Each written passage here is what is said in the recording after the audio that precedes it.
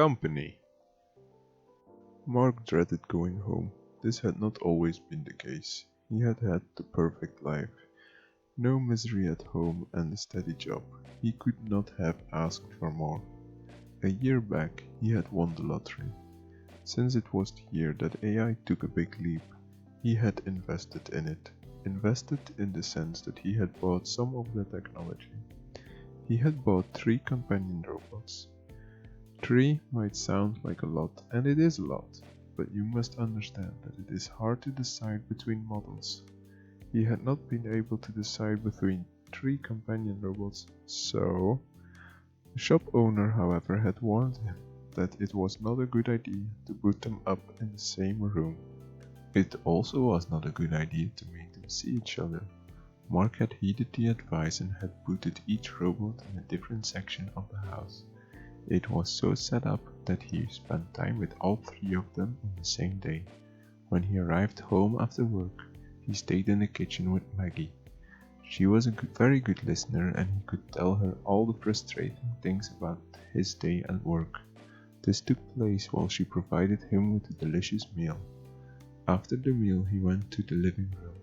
There, Mark watched movies, series, played games and listened to music with Kate. It was so nice to talk to her about that kind of stuff. When the evening grew late, Mark went to his room. There he read a book or talked with the last of the 3 robots. Beth was for bedtime.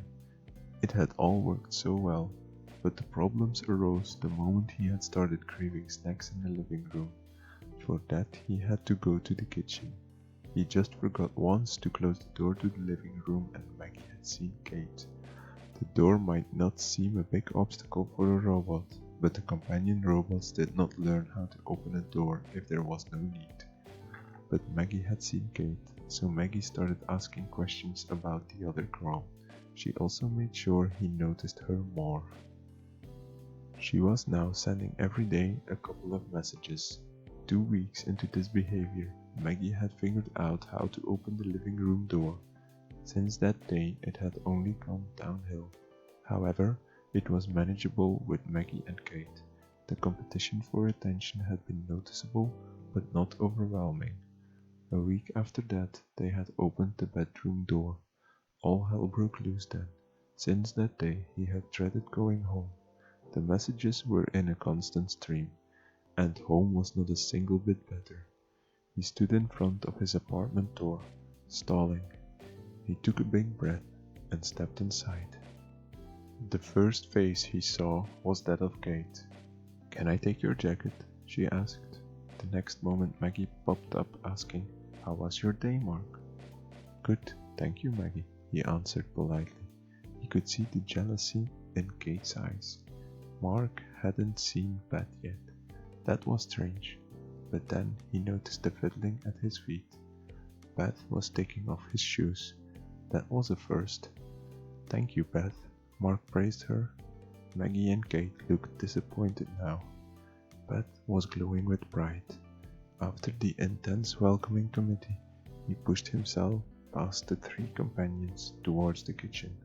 They did not like that. In sync, they asked, "What did we do wrong?" "Nothing. I would just like to enjoy my evening meal," Mark answered to calm them down. That started a whole new frenzy. "I made it," said Maggie. "She is lying." "I did," said Beth. "No, I did," said Kate.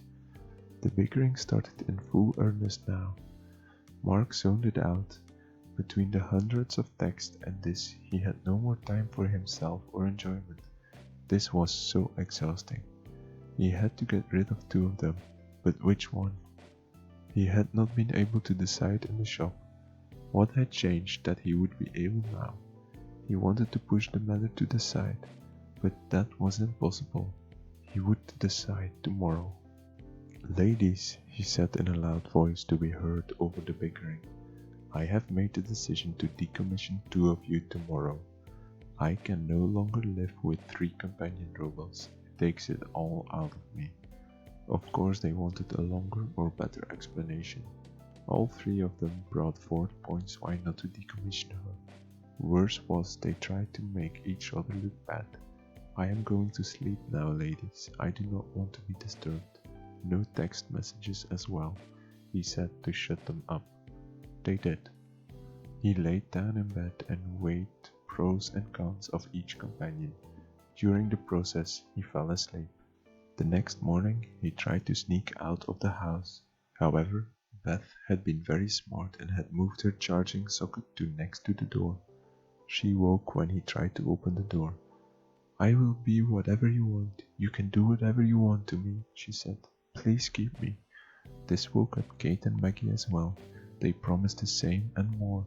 They even got to different stages of undress to impress him. The way they all packed made clear what he had to do.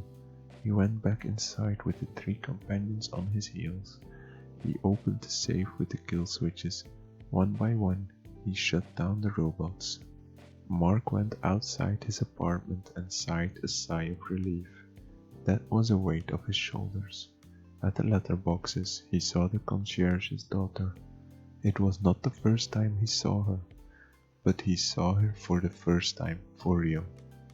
Before, his attention had completely been consumed by the robots. He should ask her out.